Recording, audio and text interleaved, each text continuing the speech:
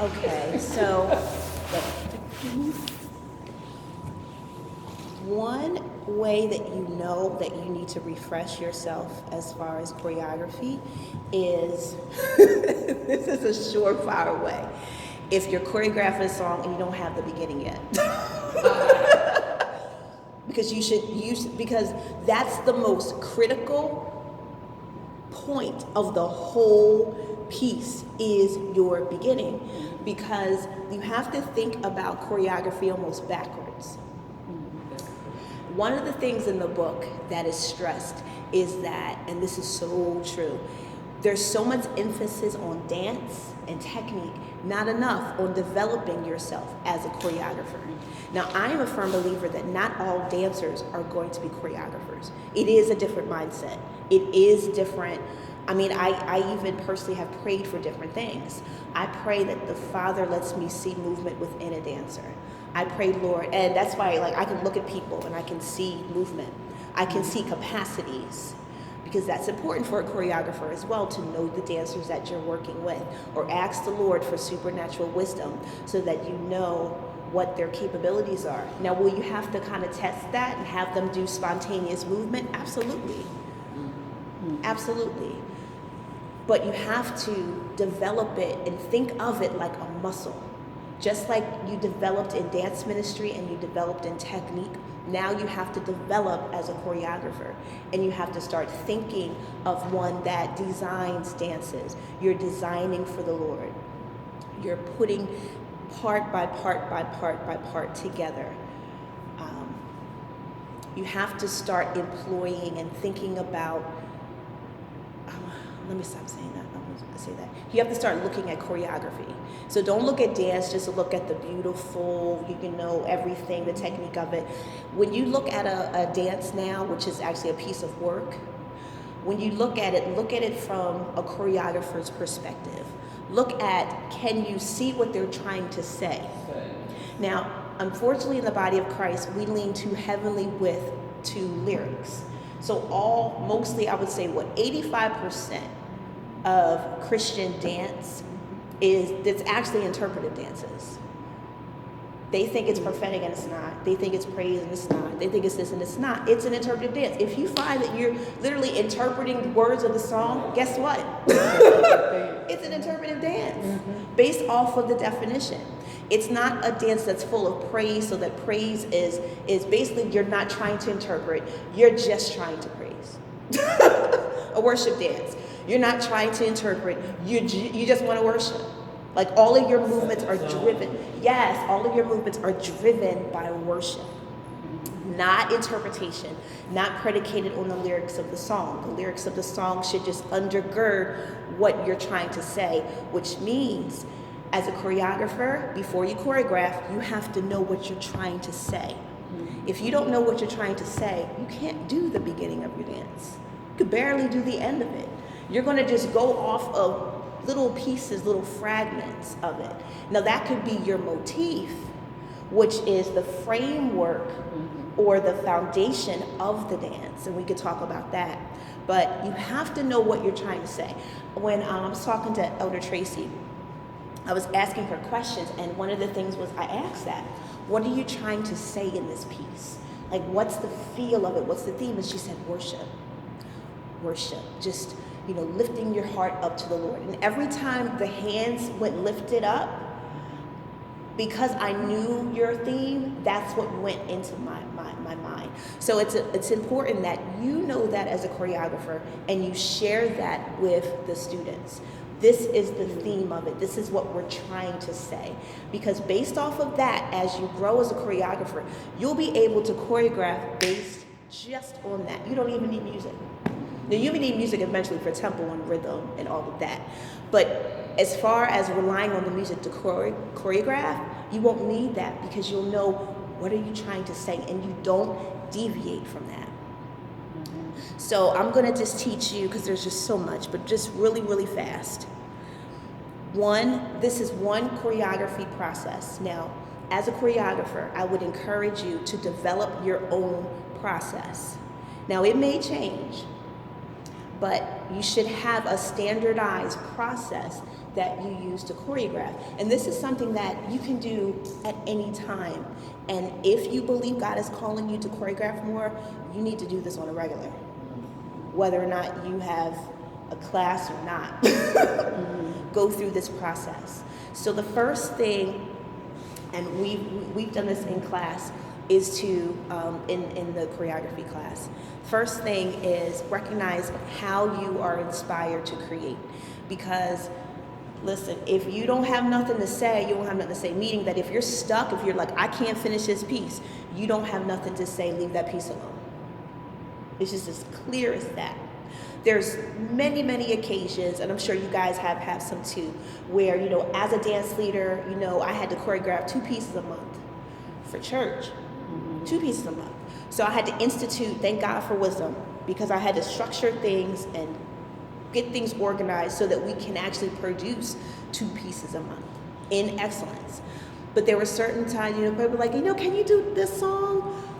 Now I just say no. But, you know, if your pastor is asking you to do a song, you know, you can't just abruptly be like, nah. So I listened to the song, and if I was not inspired to move, I would be like, okay, to the other choreographers, is anyone inspired to move? Do you feel movement to this? Because if not, we have to go back and tell them we can't dance to this. We don't have nothing to say. We don't believe God is saying anything to us. So there's no way that we can develop movement for it, because the movement, again, it's your voice, right? It's what you have to say. It's your message. We don't have nothing to say. So the first thing you have to do as a choreographer is begin to, again, recognize how God speaks to you, recognize how you're motivated. With that song, Tracy, you were probably just inspired to worship. So that's probably why worship is the foundation of the piece. If they can't worship through the movement, or if you can't worship through the movement, then you know that that's not the right movement to put in the song, right? So recognizing that, then once you have that, then determining what type of dance it's going to be, right? Is it going to be a praise dance? If you have not taken the dance ministry genre course, you need that eventually. And that's probably will be taught in the School of Ministry, where we'll break down biblically what is a praise dance, what is a worship dance, what is a prophetic dance versus a spontaneous dance, because half of these dances ain't prophetic at all, but that's another thing. And then interpretive dance. And then we have intercessory dance. We have a course on that now too. And then we can have warfare dance, but my definition of a warfare dance, it branches off from a prophetic word from God.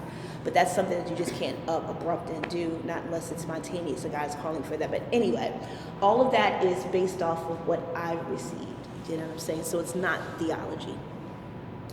But asking what type of dance is it going to be now? A worship dance. I'm using Tracy as an example.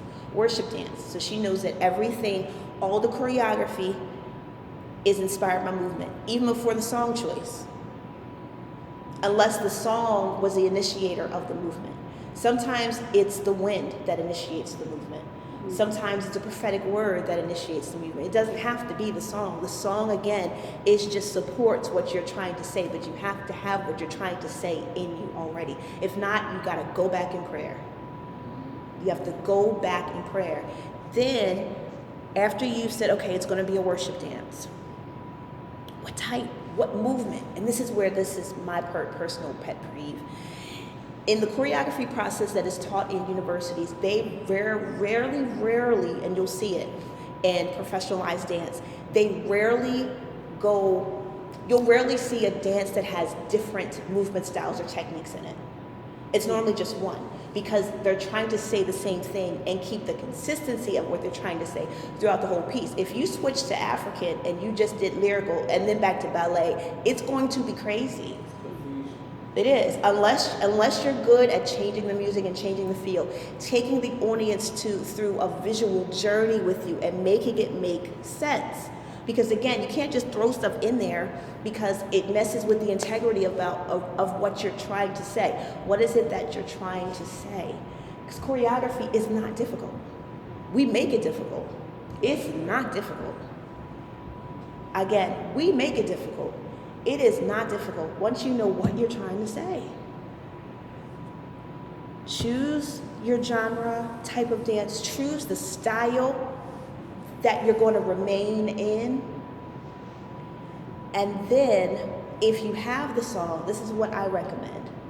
Based off of all of that information, then if you want to use the song, you can. But then you spontaneously just dance. And then you develop a motif, which is the theme. It could be like an 8-count piece, 8-count movement phrase that's come out of your time of spontaneous dance. That's your foundation. There are some choreographers, which I absolutely love, they always go back to the motif. In Christian dance, you would call it possibly the chorus of the song, something that is repetitious, or a portion of that is repetitious. Like some people do maybe like the portion of the end in the very beginning as their intro, they maybe change the tempo, and then maybe do it again, and then maybe change it to a faster tempo, and then just build off of that so that you're saying the same thing. There's consistency, there's glue. It's not just this movement phrase, and let's put this in, and let's put this in, and let's put this. This is why Christian dances are not works of art. People do them in a month, they're gone. It should never be that. It should never be that. So I know that because of the shortness of time, sometimes you are underneath pressure to have to choreograph within like 4 weeks. Can it be done? It can still be done. And normally works of arts can take a bit longer. Sometimes they don't need long at all.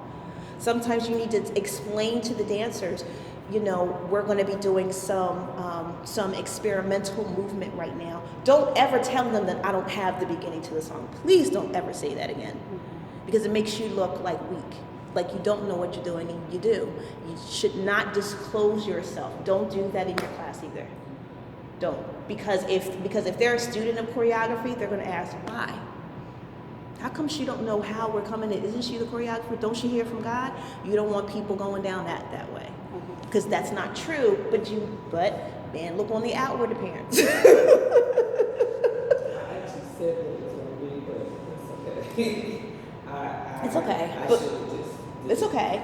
But now you want to go back and you want to get that. You need the beginning, because if you have your beginning, it ushers everything else.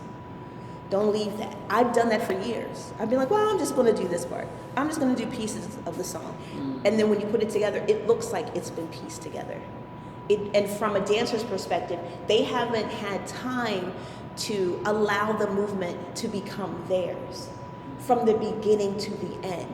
So even the choreographer, you are taking your dancers on a journey, just like the audience goes on a journey watching the song to start from to finish. If you teach the dancers in the middle and then at the end, that's how it's going to be danced, whether you see it or not, because the movement is not embedded in them. Movement is like seed.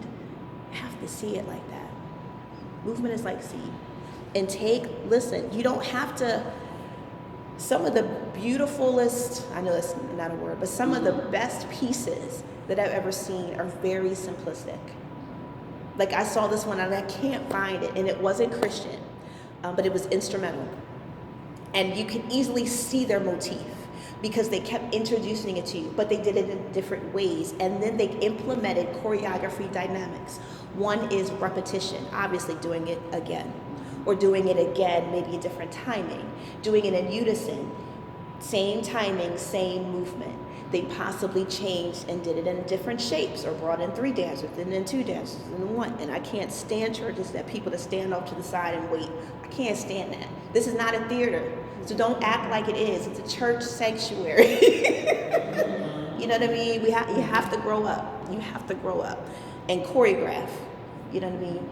So you have that, and you can have a change of tempo. You can have different levels. You can have cannons, which is one person starts, another person starts. I mean, there's so much that you can do that you don't have to have like 50 million billion movement phrases. Because I've talked to dancers, and we're almost done, and they're like, well, that's all that I have. That's all the movement that I have. And I'm like, well, maybe that's all that you need. Use choreography dynamics. If that's all that you really have, use choreography dynamics, change the tempo, do some canons. If it has an 8 count, do 1 through 8 and then do 4 through 8 and then back to 1 through 4, or start at 2 and then do you know what I'm saying? There's so much you could do, or just do 3 and 4, 3 and 4, and then do maybe 1 and 2, 1 and 2. You know what I mean? There's so much that you can do if you begin to think like a designer and a choreographer and not a dancer. You know, you can ask the Lord, Lord, teach me how to think like you're a choreographer. Teach me, God, and then spend time. It takes time. That's why the courses are so good, because it forces you to sit down and focus.